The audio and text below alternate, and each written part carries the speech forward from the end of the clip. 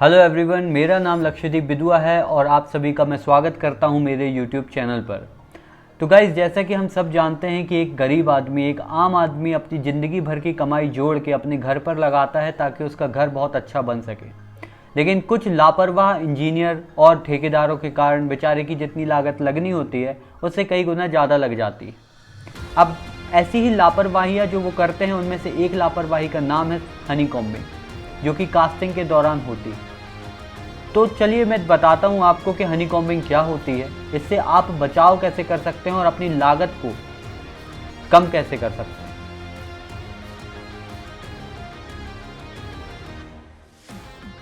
तो चलिए चलते हैं अब हमारे फर्स्ट क्वेश्चन की तरफ, जो कि है हनीकॉम्बिंग क्या है। तो जैसा कि आप अपनी स्क्रीन पर देख पा रहे होंगे, ये कुछ इमेजेस है हनीकॉम्बिंग की।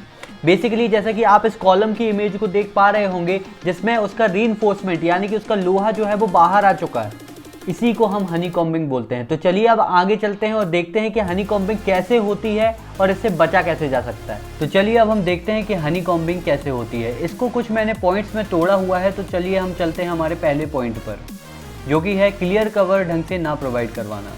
जब हम कॉलम, बीम, स्लैब को कास्ट कर रहे होते हैं तब हम वहाँ पर क्लियर कवर देते हैं, जैसे कि स्लैब में 25 mm, कॉलम में 40 mm और बीम में भी साइमल्टेनियस। तो जब हम क्लियर कवर ढंग से वहाँ प्रोवाइड नहीं करवाते हैं तो शटरिंग में, हमारी सेंटरिंग में लोहा चिपक जाता है।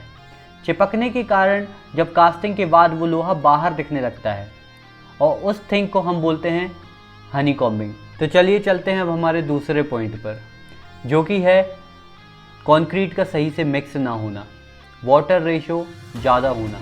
वाटर रेशो ज़्यादा होने के कारण वो सीमेंट को अपने साथ बहा के ले जाता है, जो कि हमारे शटरिंग या फिर सेंटरिंग में जो वॉइड्स होते हैं उनमें से, जिसके कारण हमारा जो एग्रीगेट है वो सही से पकड़ नहीं बना पाता है और वो भी कॉज करता है हनीकॉम्बिंग।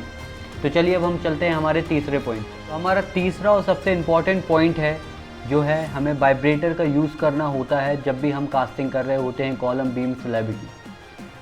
मैक्सिमम केसेस में ठेकेदार जो होता है वो 4 पैसे बचाने के लिए वाइब्रेटर का यूज़ ना करके बांस से स्ट्रोक्स मारता है, जो कि बहुत ही गलत प्रैक्टिस है।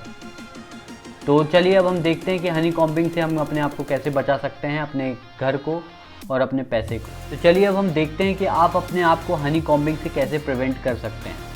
अगर आप एक सिविल इंजीनियर हो जो कि किसी साइट पे काम कर रहे हो, या फिर आप वो हो जिसका घर बन रहा है, तो आप इन बातों का कुछ ध्यान रखिएगा।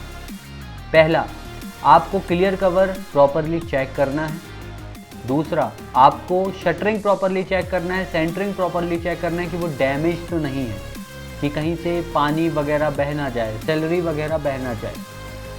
तीसरा, आपको कवर ब्लॉक्स प्रॉपरली देखने हैं कि कवर ब्लॉक्स प्रॉपरली प्रोवाइड किए गए हैं या नहीं। चौथा और सबसे इम्पॉर्टेंट, आपको पिन वाइब्रेटर का यूज़ करना है। मैंने इमेज आपकी स्क्रीन पे आपको दिख रही होगी, मैंने इमेज डाल दी है। पिन वाइब्रेटर का आपको यूज़ करना है और प्रॉपरली यूज़ करना है।